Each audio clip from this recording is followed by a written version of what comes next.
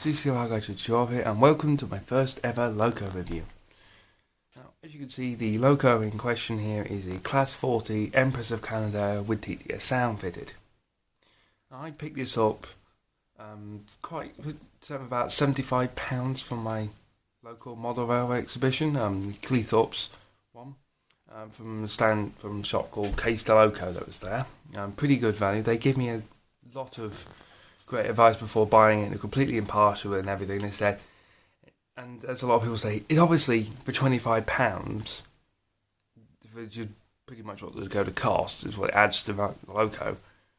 It's not going to be 100% perfect, super amazing, everything completely 100% realistic, but for £25, it does an amazing job at trying to be realistic. And you can have a little tweak with it, and it's completely customizable without having to buy expensive programming systems. Well, almost completely customizable, but I'll get into that later. So, the first thing we're going to do is open the box. So, as you can see here, we've got the standard Hornby polystyrene packaging. Nothing really much special about that. No sleeve or anything. It's just a basic. It is a railroad model, so you can't expect a massive amount in the box. But the box isn't important, it's what's inside the box that's the interesting bit. So just open it here and just slide it out. I'm really hoping this is in camera because I've never done this before. As you can see, just put this to the side a minute and just have a look at what we've got here. It's the standard Hornby instructions, where to boil it, how to get the body off, and stuff like this. Look at the front. This is for DCC ready, fitted and sound, so it's a standard instruction. That's why it's going on here about being DCC ready. That's not very interesting. And here we have the sound decoder manual. It's quite big, double-sided.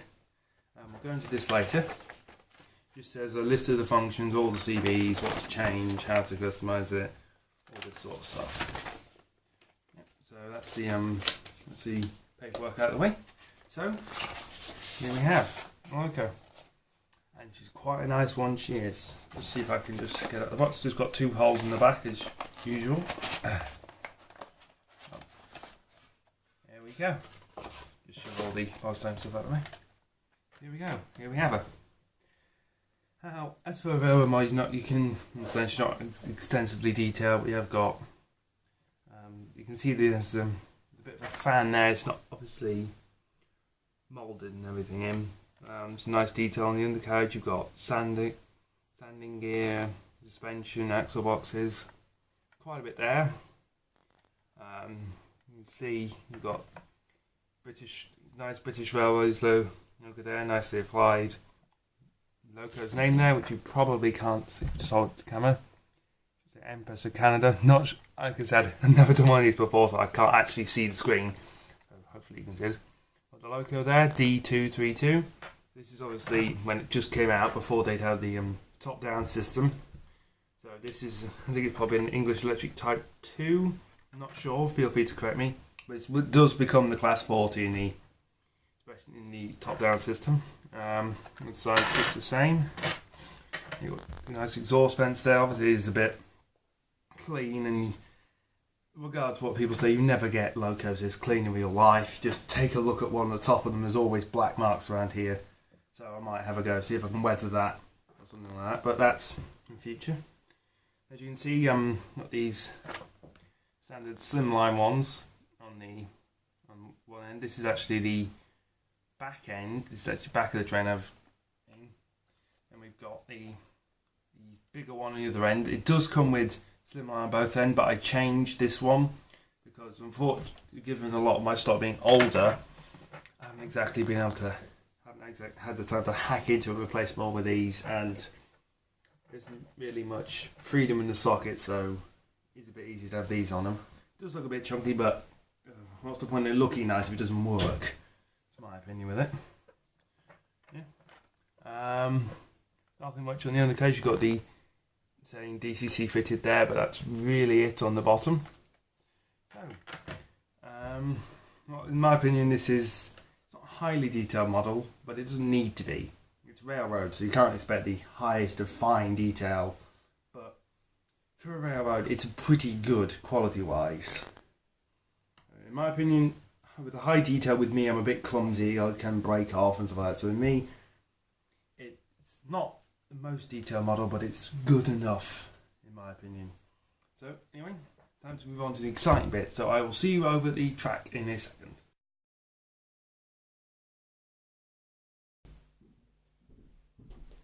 Okay, so we're over at the track now. Got the Class 40 on the track, and we've got the controller powered up and Loco selected. So, first thing we're going to do is start with the engine sounds. Now, I'm not going to try and talk over this and explain what each of the sound is, because you probably won't be able to hear me, so there's not much point in trying. So what I'm going to do is put a little note up on the screen what each sound is and what function key it's linked to. So, we'll start with the basic engine start. It's function 1.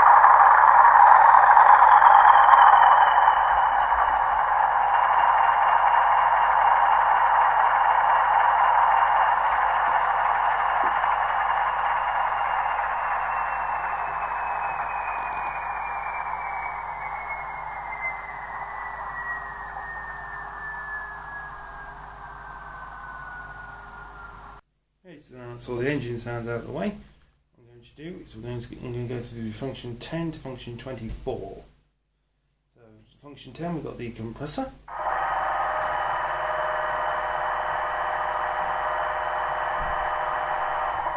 So I think that's quite clear. Yeah, that's some, obviously you can guess at the sound of an air compressor for the braking systems. It may not get used on a layout where you've got you're setting in the area when it's vacuum brakes and air brakes haven't started to be used yet, but it's there to everyone, because you don't have to use it, but if you want to use it, it's there. The next one we've got is function 11, which is door slam. So I'm not sure if this is meant to be the engine door slamming or passenger coaches slamming, but it's kind of a nice thing to do just before, because obviously the guard will blow his whistle and it'll slam his door as he gets in. I'm not sure when I'd use it, but I'm sure someone will find a use for it. So what we have is the cooling fan.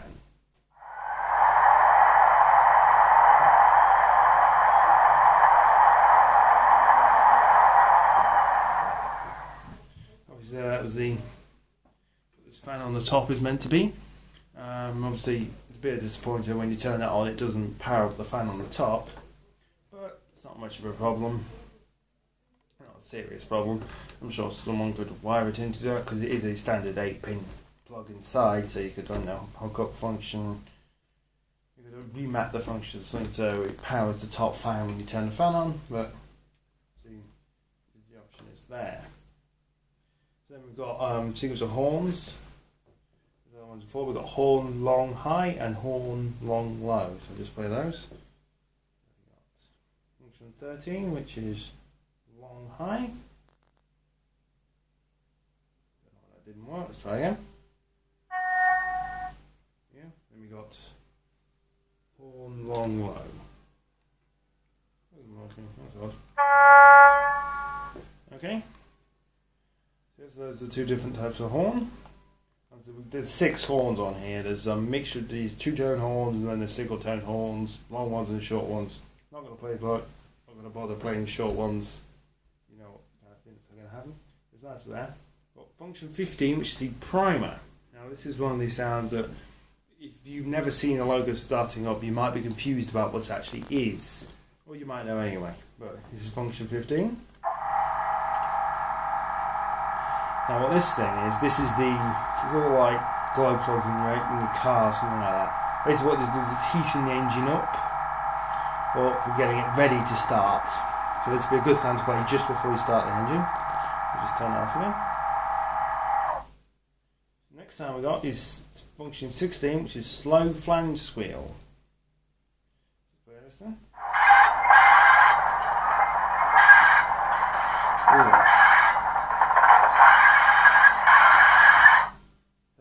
That's quite a good sound. That's obviously the train's going around the corner or across the point, something like that. Basically, it's the flange scraping on the side of the track. It's quite common. I say quite common heard on curves, points, stuff like that. It's a nice thing to add. It sounds a bit like brakes. You could use it like that. The next one we've got. This is a Spiralax. It's called the Spiralax valve. And what this is a little valve on the bottom of all the air tanks. It just lets a bit of air out occasionally, every few seconds, something like that. Maybe a tiny bit, just to let any condensated water out of the tank. Stop water bubbling up, because any of you work with compressor will know tanks can get a bit of water in them. The other way of doing it is to dry the air as it comes in, but this was the easier alternative when they made these things, so got that fitted. So listen to that.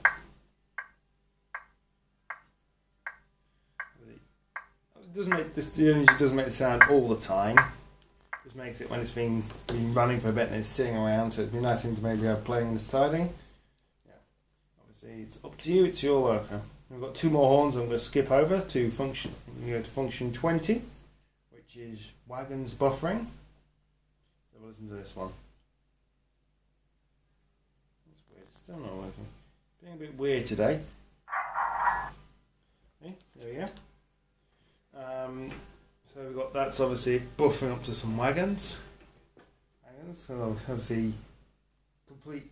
I don't think anyone could do a complete sound up buffering without making any noise, because you take ages to do it. But the next one we've got is wagons clanging. So this is obviously something you play straight after the buffering sound.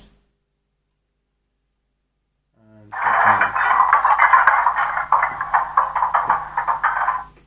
obviously that's. You can either play that when you're slowing down and the wagons catch you up because you haven't got brakes on them, because they're unfitted, or again when you buffer up and you push the wagons behind each other into each other. The next one we have is the coupling. That's going to be either that's either meant to be knuckle coupling, it could be screw coupling. I'm not sure, it's one of the two. I've got the last one I'm going to play, which is the guard's whistle. Let's go with this one. Yeah, that's either be the guards in the guard's van or passengers. So that's suited for either. Obviously, there's no point playing that when the engine's running light engine. So that's all it sounds. So what I'm going to do is couple it up to the freight train I've got set up. I'll give you some shots of it running on the layout.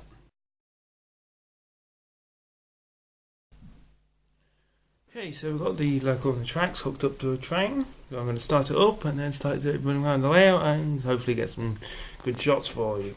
Okay, so let's start with the primer. Start with the primer, I said. There we go. And then start the engine.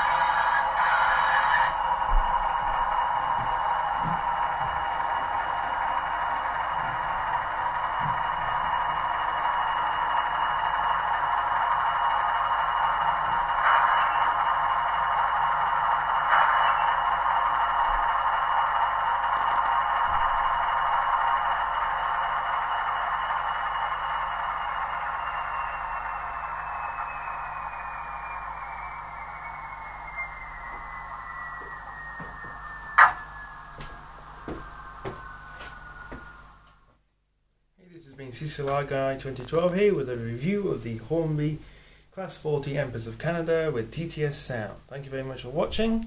Feel free to subscribe, or if you have any questions, leave a comment below.